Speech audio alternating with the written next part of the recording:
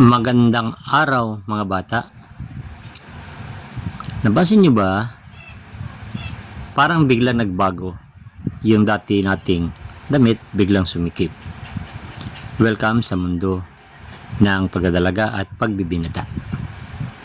Pero tika, transition lang to. Tips lang to, hindi transition traps.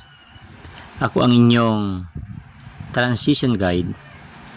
At ngayon, sama-sama nating alamin kung paano maging matatag sa panahong ito.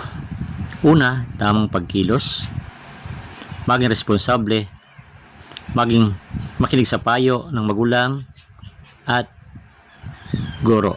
At iwasan ang mga gawing nakakasama.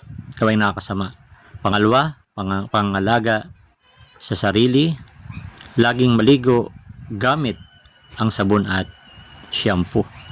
Magsipilyo ng ngipin, gumamit ang deodorant at laging maging malinis. Pangatlo, angkop na pananamit.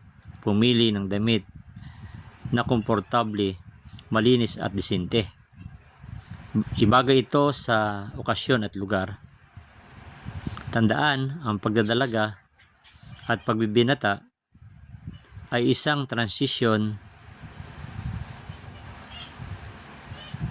hindi isang trap. Sana marami kayong matutunan.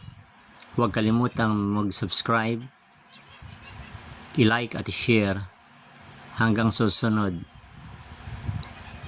na transition tips. Maraming salamat sa inyo.